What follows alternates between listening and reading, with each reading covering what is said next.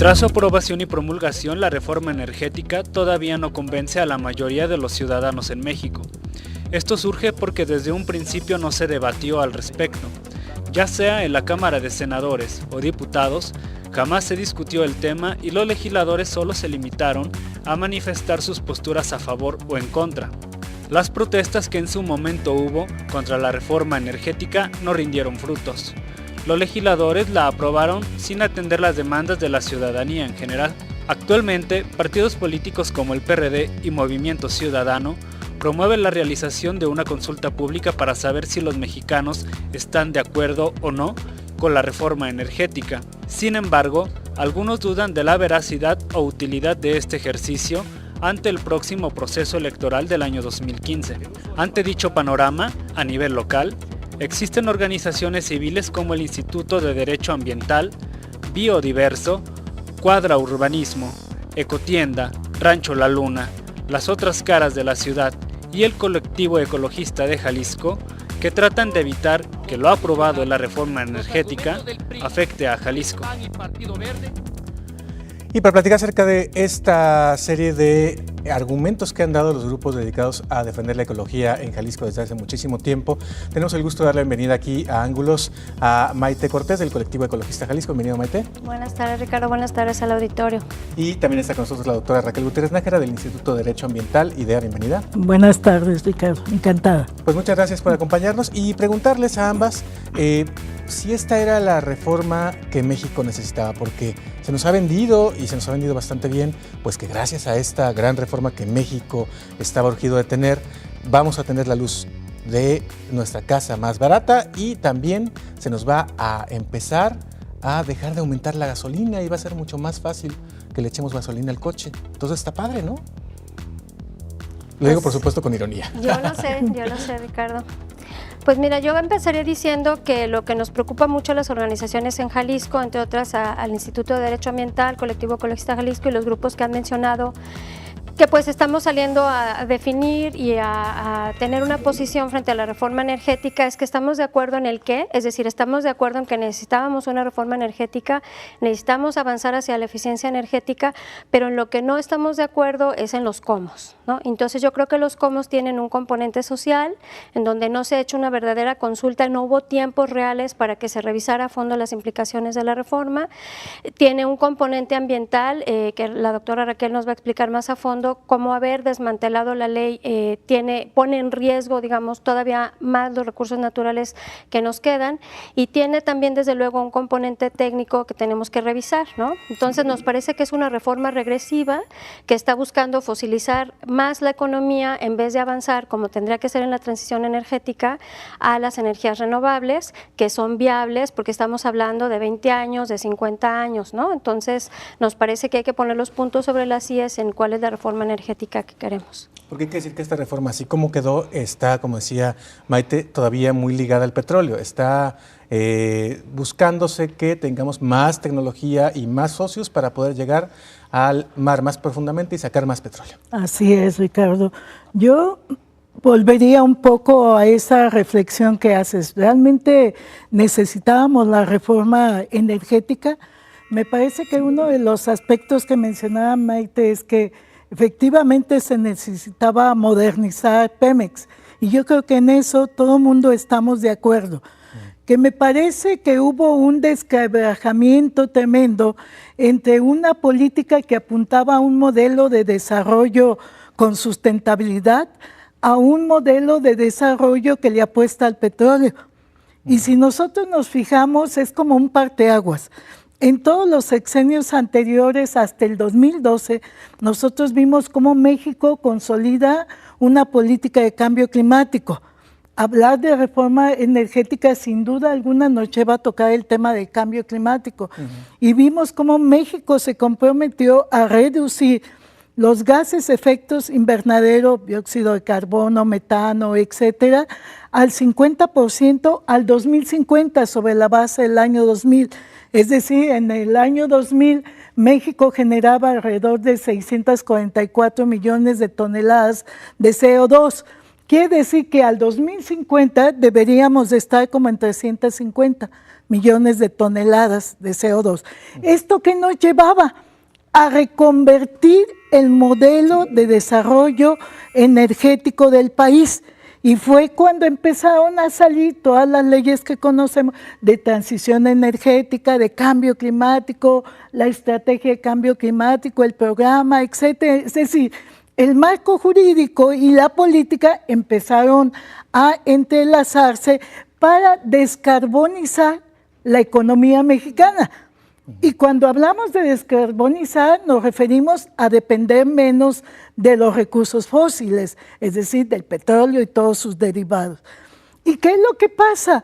Seguimos con este discurso porque todos estos documentos no fueron derogados o decir esto ya no sirve y borrón y cuenta nueva, porque México firmó compromisos internacionales comprometiéndose a esto. Es decir, un compromiso, una meta con programas, estrategias, ley e instituciones. Vaya, hasta creamos el Instituto Nacional de Ecología y Cambio Climático a nivel nacional, ¿no? ¿Y qué es lo que pasa con la reforma energética? Pues parece que todo este compromiso, este lenguaje expreso, política expresa, se nos olvidó. Y entonces dijimos, vamos a darle al crecimiento económico como un objetivo esencial de la reforma energética, que conlleva a uno de los aspectos que Maite terminaba, a fosilizar la economía mexicana, es decir, aumentar nuestra dependencia del petróleo y con todos los derivados del petróleo. Se hablaba de que esta era una reforma modernizadora y para que fuera verdaderamente moderna tendríamos que haberle entrado a las nuevas tecnologías que ya existen para poder generar más energía y energía muchísimo más limpia, ¿no? Por ejemplo, apostarle más a la eólica o a la solar, en donde México tiene una gran cantidad de recursos. Bueno, sabemos que México requiere 51 gigawatts de energía eléctrica y tenemos en 20 años la posibilidad de producir 57 gigawatts. Entonces tenemos el potencial solar, fotovoltaico, para generar esta energía verdaderamente limpia y renovable. Y sin embargo, pues en vez de estar poniendo toda nuestra atención, nuestros ojos y nuestros recursos en este desarrollo, estamos viendo, entre otras cosas, si dejamos que haya exploración de fracking, que vengan compañías extranjeras a explorar y a explotar más petróleo, más gas natural. Entonces nos parece que aquí hay como un discurso, pues la verdad, esquizofrénico, porque no entendemos cómo es que salimos a decir que tenemos estas metas de cambio climático que menciona Raquel, pero por otro lado se hace toda una desregulación del marco legal, que Raquel, que es experta en derecho, nos puede decir artículo por artículo, y esto nos preocupa muchísimo, Ricardo, porque tiene que ver con una gran pérdida de derechos. O sea, habíamos hecho un camino ganando derechos sobre el medio ambiente, protegiendo el interés público en términos de ecosistemas, de ciclos biogeoquímicos, etcétera, y esta reforma en la parte de desmantelamiento legal, pues realmente de un plumazo, Raquel nos puede explicar punto por punto, perdemos muchísimos derechos, ¿no? Entonces esto nos preocupa mucho y yo regreso al punto muy importante que tú mencionabas, de que lo que se ha hecho, digamos, muy popular son estos mensajes del gobierno federal de que nuestro recibo de la luz vamos a pagar menos y vamos a pagar menos por la gasolina. Si nosotros damos una mirada al planeta en este momento, en todas partes la tendencia y la orientación es a reducir el consumo de energía, a reducir el consumo de agua, a reducir el consumo de madera, ¿no? O sea, no estamos en una época histórica civilizatoria en donde tenemos cientos de miles de recursos y nos podemos dar a la tarea de desperdiciar lo que se nos ofrezca. O sea, es muy grave que el gobierno federal esté mandando este mensaje de abaratar la luz, porque de lo que se trata aquí es de racionalizar el uso de los recursos, ¿no? No de abaratarlos para pues desperdiciarlos más. Entonces, nos parece que este tipo de enfoques realmente mandan un mensaje muy encontrado, muy desafortunado, y a nosotros sobre todo lo que nos preocupa mucho es no perder de vista que los recursos naturales en el planeta, en México y particularmente en Jalisco, pues ya están bastante amenazados. O sea, no estamos hablando de ecosistemas que están completos, prístinos y sin ningún problema. Estamos hablando de que, por ejemplo, en el recurso agua hay altos porcentajes de contaminación graves, tanto en los ríos como en los lagos, ya de entrada, ¿no? Y ya hay muchísima deforestación, tenemos muchos problemas en todos los tipos de ecosistemas que hay en el estado, que es uno de los estados más biodiversos del país. ¿no? Y entonces como que entrar con este discurso de que es una actividad preponderante la actividad energética, que también Raquel nos puede decir, y de hecho estamos nosotros también trabajando con grupos de la Ciudad de México, aunados al mensaje que ellos mandan, que compartimos, de que incluso estos movimientos y manejos pues están en contra de los derechos humanos que están consagrados en tratados internacionales, ¿no? Entonces si en tu comunidad o en la zona, en el territorio donde tú vives, va a haber exploración y explotación de hidrocarburos, como esa actividad preponderante, pues si tú estorba tu comunidad o estorban lo que sea que tú tengas ahí, tu actividad ganadera, agrícola, lo que sea, pues qué pena, o sea, y todos los recursos legales con los que antes se contaba, pues Raquel nos puede explicar más a fondo cómo han sido desmantelados, ¿no? Claro, lo platicamos después de la pausa, si nos lo permite, doctora Raquel Gutiérrez Nájera, y seguimos también abordando este asunto de cómo la reforma energética se queda chata porque le apuesta a un recurso o a una serie de recursos que no son renovables y en cambio no nos mete la cultura de las energías sustentables, que ya deberíamos estar pensando nosotros en nuestra vida diaria cómo las incorporamos, ni tampoco incentiva a que la industria le entre a esto para que tengamos ustedes y yo mayor cantidad de tanto aparatos como otro tipo de cosas como automóviles para que utilicemos cada vez más energías sustentables. Regresamos.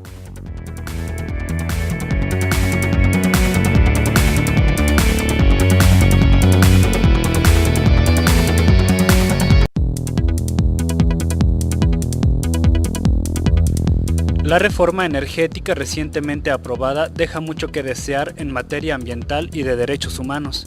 Según un análisis realizado por el Instituto de Derecho Ambiental, Biodiverso, Cuadra Urbanismo, Ecotienda, Rancho La Luna, las otras caras de la ciudad y el colectivo ecologista de Jalisco, lo aprobado por los legisladores pondrá en jaque al país.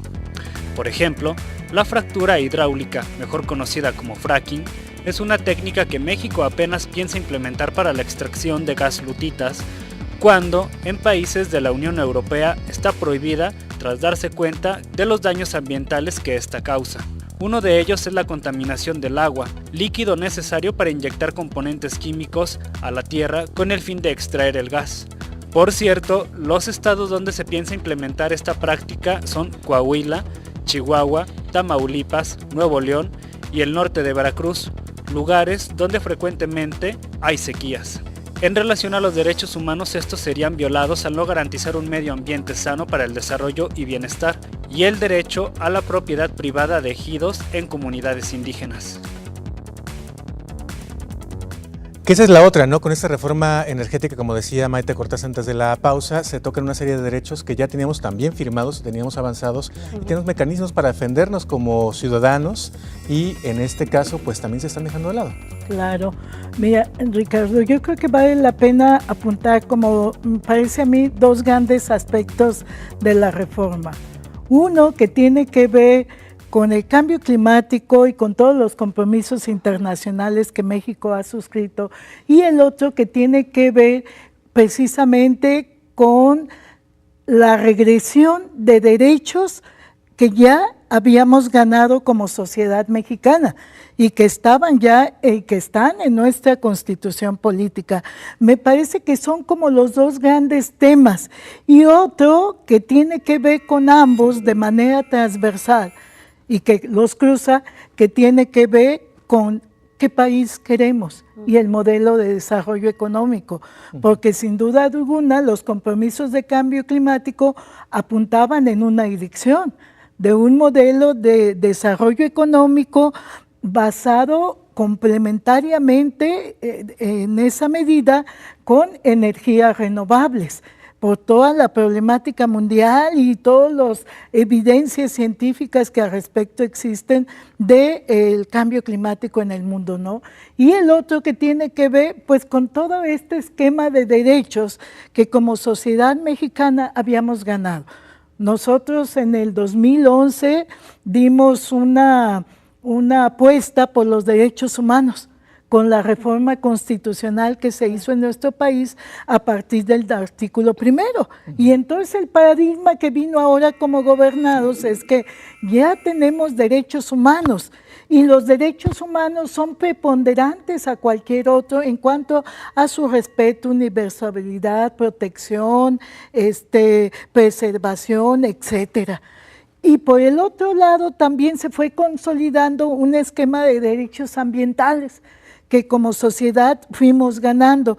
El derecho a un medio ambiente sano, el derecho a la salud, el derecho al agua potable y al saneamiento, el derecho a saber que está ligado con todo el principio de acceso a justicia y los derechos procesales en materia de justicia ambiental con la reforma al artículo 17 constitucional, donde se hablaba de derechos colectivos. ¿Qué quiere decir? Que derechos colectivos ambientales que como sociedad tenemos, como gobernados.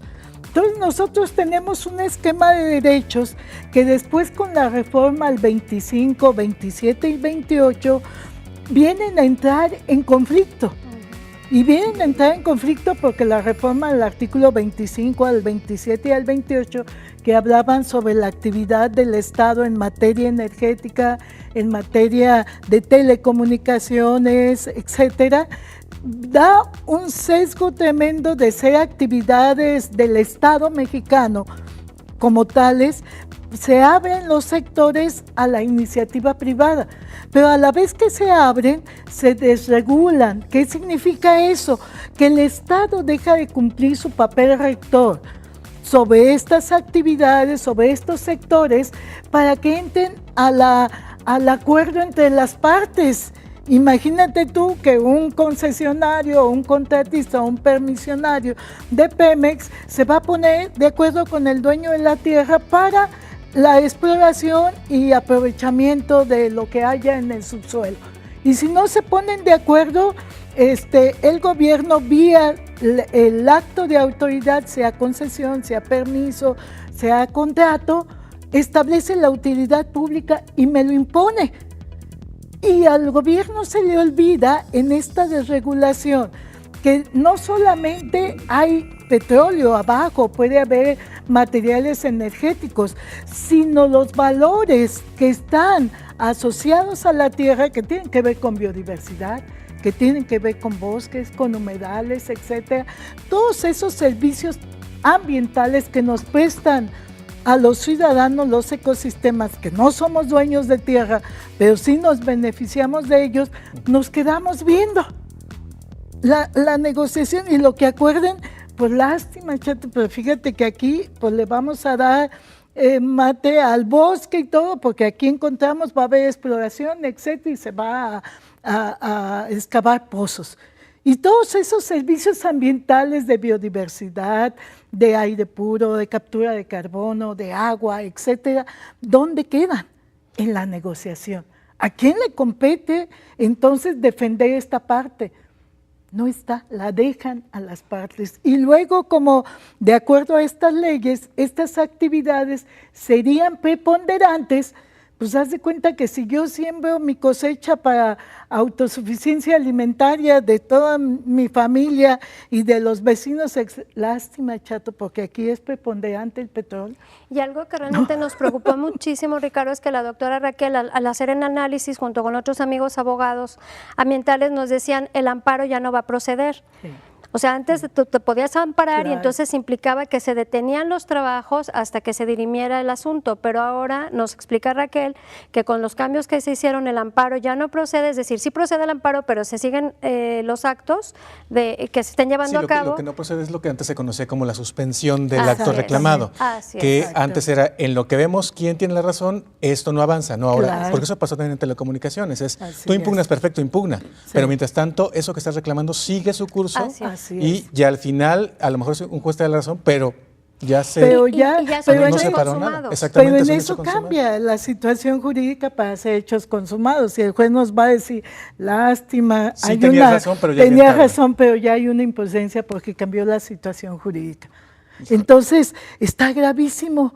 Pues cómo, y ese es un principio elemental de una medida cautelar que todos los sistemas modernos de derecho respetan. Claro, que de hecho es un principio básico de derecho, ¿no? Sí, Que se llama el principio sí, sí. pro persona. Así es. Cuando haya dos derechos contrapuestos, se establece como preponderante, para Claro, utilizar las claro, palabras de moda, claro. el que no se afecte a una persona, Así ya no digamos es. a una colectividad, como sería en estos casos. Claro, claro. Y entonces en este sentido, pues obviamente que esta reforma en materia de derechos humanos es regresiva, porque la Corte Interamericana de Derechos Humanos ha emitido bastantes resoluciones donde dice que el debido proceso, el derecho de audiencia, etcétera, son derechos humanos fundamentales que garantizan la seguridad y legalidad jurídica. Claro. Entonces es impugnable. Déjeme, le dejo esa pregunta abierta en la pausa y regresamos aquí en Ángulos, porque a lo mejor ya nos estamos preguntando desde ahorita, pues si vale la pena, ¿verdad? Que me bajen 2, 3 pesitos la luz, que me bajen la gasolina, que ya no me apliquen el gasolinazo, cuando esa es otra cosa de la que platicamos después de la pausa. Está subsidiada y en realidad deberíamos de pagar los que sí podemos pagarla lo que cuesta para empezar a valorar el costo de esa energía y a su vez empezar a racionarla. Y por otra parte, si eso vale la pena sacrificarlo a nivel colectivo como mexicanos para tener, ya no digamos un largo aliento de vida energética y de comunidad, sino si acaso 30, 40 u optimistamente 50 años. Regresamos.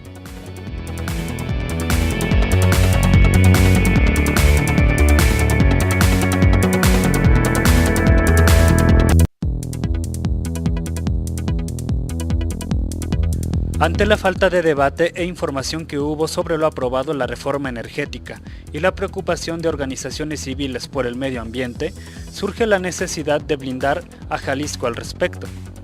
Entre las estrategias propuestas por las organizaciones que en esta ocasión analizan el tema, destacan el uso de las fuentes de energía renovables, blindar los recursos naturales de Jalisco a través de lo establecido en el Protocolo de Kioto, que en resumen tiene el objetivo de reducir las emisiones de los gases que producen el efecto invernadero. Además, declarar a Jalisco como zona libre de fracking. Y finalmente, fundamentar el desarrollo de Jalisco en la sustentabilidad de sus recursos naturales. Eso es muy, muy importante porque lo comentamos ahorita en la pausa con Maite Cortés del colectivo ecologista Jalisco. En realidad, lo que nos está vendiendo la Presidencia de la República es que esta reforma es necesaria para el futuro del país. Y no, nos estamos viendo como especie y como mexicanos bastante egoístas, porque por resolver nuestro futuro inmediato, es decir, el de esta generación en términos energéticos, estamos sacrificando el futuro de nuestros hijos y los hijos de nuestros hijos, y ya no digamos de los nietos, porque quién sabe si para entonces haya país, ¿no? Me gustaba cómo lo decías en la pausa. Yo creo que hay que regresar a la definición de sustentabilidad, ¿no? O sea, esta definición de la ONU, de Naciones Unidas, y que se ha asumido en todos los países, tanto por la sociedad civil como por los gobiernos y otros actores, que tiene que ver con que lo sustentable es aquel hecho, acto, proceso que va a permitir satisfacer las necesidades de las generaciones presentes sin comprometer el derecho de las generaciones futuras a satisfacer sus necesidades. Y yo pensaría no solo humanas, o sea, todas las demás especies tienen el mismo derecho que nosotros de estar aquí, ¿no? Entonces, yo creo que aquí hay algo muy grave que tiene que ver con que efectivamente, como tú lo mencionas, Ricardo, por tener ahorita energía barata, además yo creo que no estamos en un momento histórico, lo decíamos, ni civilizatorio, de energías baratas. O sea, si tú tienes un coche y emites CO2 y calientas el planeta, te tiene que costar carísimo, porque cuesta carísimo. Yo quisiera que revisáramos los datos del Fonden, cuánto le ha costado, cuántos miles de millones de pesos le ha costado a México y cuántas vidas humanas y cuántas tragedias personales ha costado en Veracruz, en Tabasco, en mismo Jalisco, en Guerrero, ¿no? Los desastres naturales que no son tan naturales, porque sabemos que un gran porcentaje de estos desastres tiene ya que ver con la violencia en la que se están dando los huracanes y las tormentas precisamente por el cambio climático.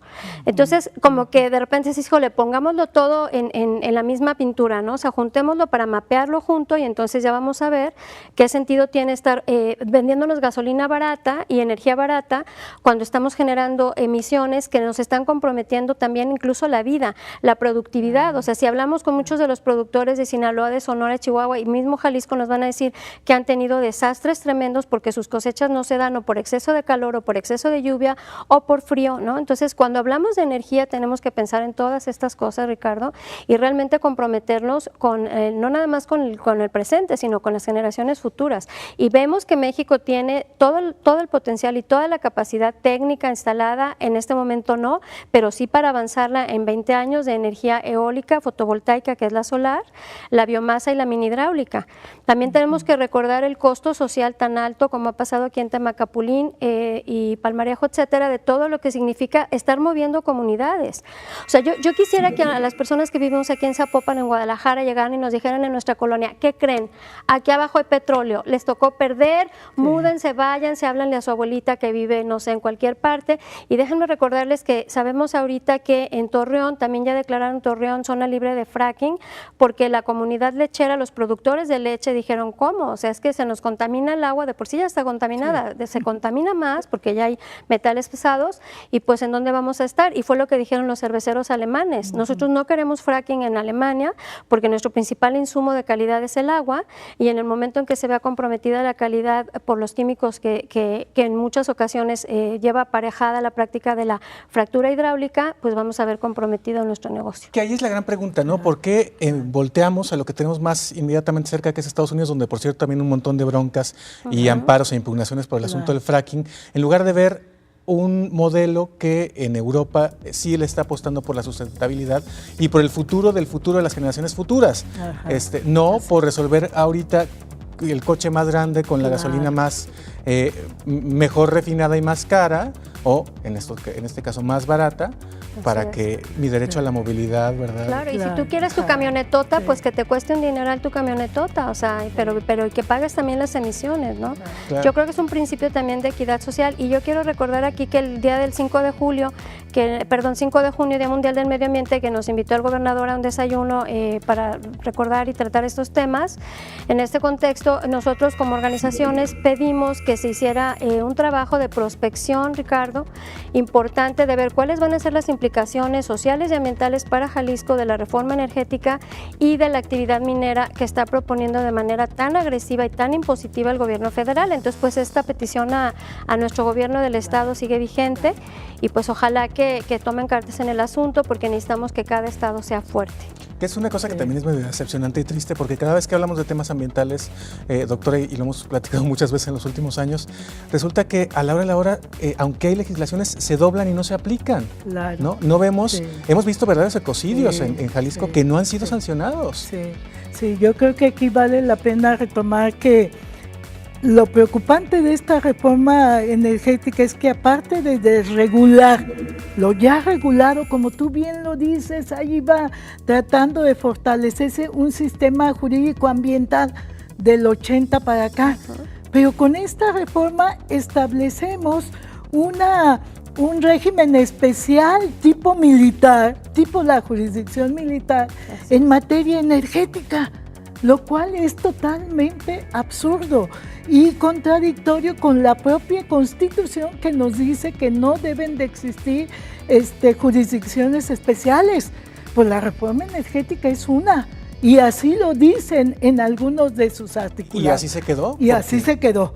Y entonces estamos viendo que con esto y un sistema jurídico ambiental no fuerte, no consolidado, imagínate tú la impunidad y ecocidios que va a haber en nuestro país en un futuro, en un escenario de intensa actividad exploratoria, de prospección, de aprovechamiento, exploración, etcétera, de materia energética. O sea, realmente yo creo que el escenario que estamos viendo es un escenario de impunidad y de donde, debido a lo laxa de las leyes, a la no consolidada del sistema jurídico ambiental que viene de los 80 para acá, pues lo que vamos a tener son ecocidios tremendos y una sociedad que nos vamos a ver muchas veces inermes ante tanta vulneración de todos nuestros derechos. Y yo puedo hacer algo como ciudadano, y lo digo porque nos está viendo en su casa, podemos hacer algo de manera colectiva a través de organismos civiles o a nivel individual, cada quien en algún juzgado o algo así, para luchar en contra de esta reforma, independientemente de que vayamos a votar allá por 2015 a la consulta popular de las izquierdas. Claro. Yo creo que sí, yo creo que están los amparos colectivos y que como ciudadanos debemos de organizarnos e irnos a los juzgados de distrito por la inconstitucionalidad de la reforma energética, porque está vulnerando derechos de propiedad, el derecho al medio ambiente, el derecho al agua potable y al saneamiento. Ve tú en Coahuila, donde está, y Monterrey, donde lugares donde hay esquisto, hay gas shale, no tienen agua. Cuatro Ciénegas compite con Lala, con toda la lechera Lala por la producción, y Cuatro Ciénegas es un ecosistema único que tenemos en el país. Y a eso agrégale el fracking, ¿dónde va a quedar Coahuila? Y toda esta riqueza natural. Entonces, a mí me parece que realmente la reforma energética no va acompañada de lo que en el discurso, porque si ustedes escuchan todavía al propio presidente Peña Nieto hablar de sustentabilidad, y cuando tú ves la sustentabilidad, cómo la están definiendo en la reforma energética, no tiene nada que ver con el concepto que aludía Maite hace momentos. La sustentabilidad en el contexto de la reforma la definen como el seguir dependiendo de los recursos fósiles y seguir reparando. Ya se agotó este pozo maduro, hay que seguir explorando para compensar esta pérdida. Y tan es así que ya tienen mapeado todo el país, energéticamente ya está mapeado todo el país. ¿Qué es lo que vayan a encontrar? Pues todavía no lo sabemos. El territorio mexicano es muy amplio, afortunadamente muy diverso, con mucha apuesta por toda esta recursos renovables en cuanto a economía y crecimiento económico. Más sin embargo, la reforma energética se olvidó de todo esto. Y la reforma energética no va acompañada precisamente de esta política de uso y generación, uso, aprovechamiento de recursos renovables. Sí la tenemos en el discurso y en documentos. Hasta hay un documento de prospección de recursos renovables al 2026, Ricardo, pero que también, si tú lo lees, entre comillas, dice, bueno, depende de los cambios a nivel jurídico y que haya en México respecto a Pemex. Ese es otro asunto que es tristísimo, porque incluso en este tema que es delicadísimo, en el que se nos va el futuro, se pensó políticamente que es en el negocio y en el negocio a corto plazo. Claro, ¿no? claro. Maite, muchas gracias por acompañarnos. Gracias por el espacio, y pues esperamos que la audiencia siga activamente participando en el análisis y en las acciones en relación a este tema. Por ahí estuvieron saliendo también los contactos tanto del colectivo ecologista como de IDEA. Gracias, doctora. Y los invitamos a que sigan también las redes sociales del canal para que en los próximos días les demos también, si se arma la posibilidad de un amparo colectivo o de alguna acción jurídica en la que podamos participar, se las estaremos dando a conocer, por supuesto. Muchas gracias. Gracias a usted, gracias a todo el equipo. Gracias, Ricardo. Gracias por acompañarnos y hasta la próxima. Quédense en Canal 44 aquí en Guadalajara y el 31.2 en Los Ángeles.